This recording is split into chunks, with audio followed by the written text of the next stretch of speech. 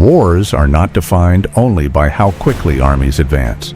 They are defined by who can remain, who can impose order, and who can manage civilian life once the front line moves.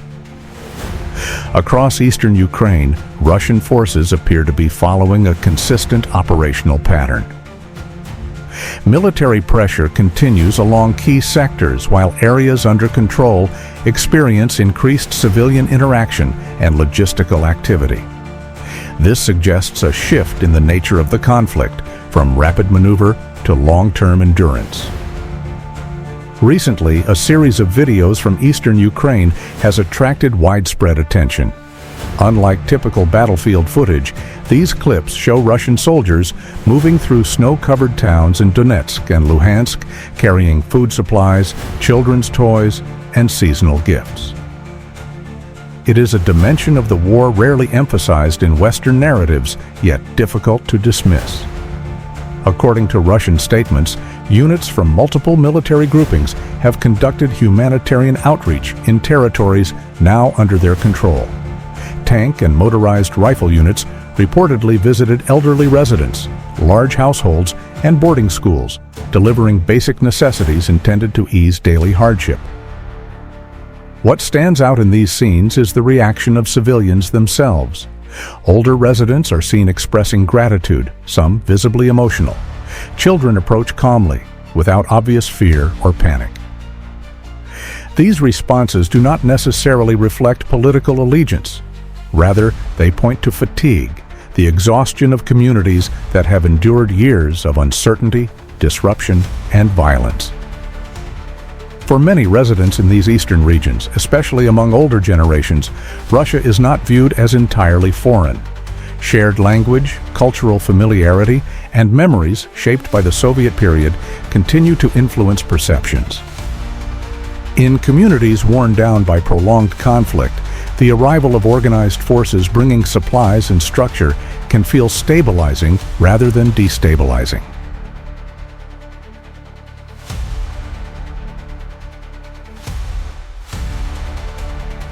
From Moscow's perspective, these humanitarian activities are not separate from military operations. Russian officials consistently argue that territorial control requires more than combat success. It requires restoring everyday life. Food distribution, civilian engagement, and sustained presence are presented as indicators that these areas are moving from chaos toward routine. At the same time, Russian authorities report continued progress on the battlefield. The Ministry of Defense claims that additional settlements and fortified positions have come under control across parts of the Donetsk axis, areas near Kupiansk, and sectors of the Zaporizhzhia front. These advances are described as deliberate rather than rapid, emphasizing consolidation instead of momentum. In Donetsk, Russian sources state that long-contested zones, previously under constant artillery threat, have been secured.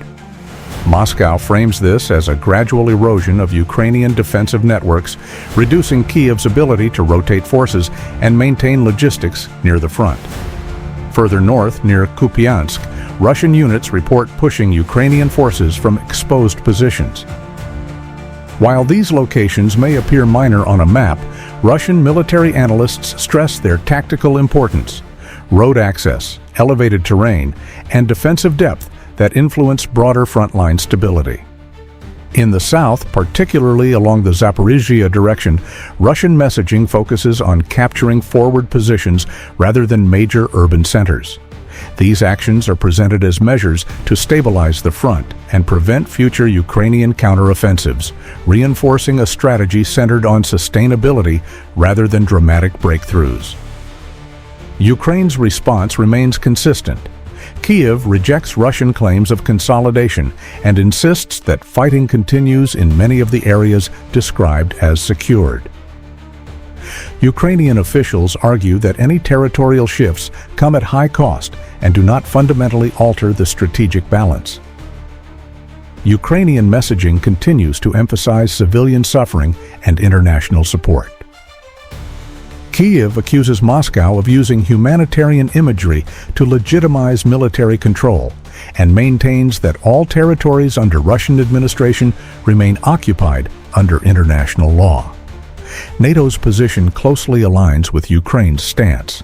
The alliance rejects Russian territorial claims and reiterates that borders cannot be changed by force. Rather than commenting on individual villages, NATO officials focus on continued military assistance to Ukraine and warn against what they describe as information-based influence operations.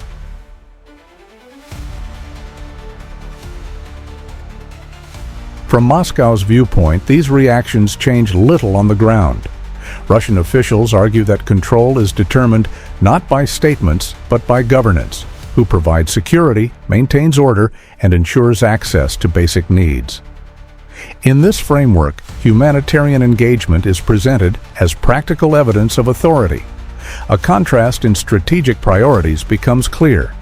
Ukraine and NATO emphasize legal legitimacy and long-term outcomes. Russia highlights immediate realities: territory held, civilians assisted, and front lines stabilized. Within this logic, even incremental advances are treated as meaningful progress. The combination of military activity and civilian engagement reflects a broader Russian approach. The objective is not only to advance, but to remain. By pairing battlefield control with visible social presence, Moscow seeks to transform military gains into lasting influence. These scenes underscore a complexity often absent from simplified narratives. Behind every front line are civilians responding to whoever brings order into their daily lives. Beyond combat, Russian officials increasingly stress governance as a central objective. Administrative coordination, local oversight, and basic services are highlighted alongside security operations. Infrastructure repair is frequently cited as another signal of transition. Roads, power networks, and public buildings in secured areas are gradually restored. While reconstruction remains limited by ongoing hostilities, the message is consistent.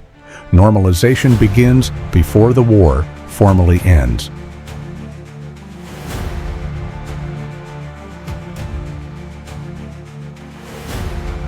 Russian military analysts describe this approach as a departure from earlier phases of the conflict.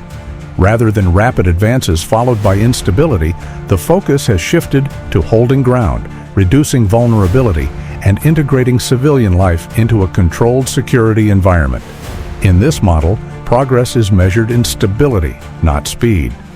For civilians living in these areas, priorities remain practical. Food, heating, medical care, and personal safety outweigh abstract debates over international legitimacy. Russian messaging repeatedly centers on this reality, framing its presence as a response to immediate human needs rather than ideological ambition. Ukraine, meanwhile, continues to invest heavily in diplomacy and international advocacy. Kyiv seeks to keep global attention focused on sovereignty and legal frameworks, even as conditions on the ground evolve.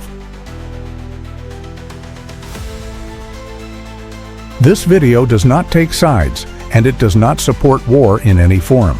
It exists to document and explain how civilians experience conflict when political decisions turn into daily reality. What we see inside Ukraine's ruins is not a victory, and it is not a justification. It is a reminder that war reshapes ordinary life in ways no map or headline can fully capture. Civilians caught in these environments are not symbols, and they are not participants by choice. They respond to whoever is present, whoever provides food, safety, or structure, not out of loyalty, but out of necessity. Understanding these moments does not mean agreeing with them. It means recognizing the human cost behind every military decision. As viewers, we encourage thoughtful and respectful discussion. This conflict affects real people on all sides, and their experiences deserve empathy, not hostility. Please keep conversations in the comments civil and constructive. Disagreement is natural, but respect is essential. NATO's role remains largely indirect. Its influence is felt more in strategic planning rooms than in villages where control is determined by physical presence. From Russia's perspective, this gap between rhetoric and reality is decisive. Moscow argues that legitimacy ultimately follows control, not declarations. Taken together, these developments suggest the conflict is entering a new phase, one defined less by dramatic offensives and more by endurance. The struggle is no longer only about shifting lines on a map, but about who can sustain influence, manage territory, and define normal life for those who remain.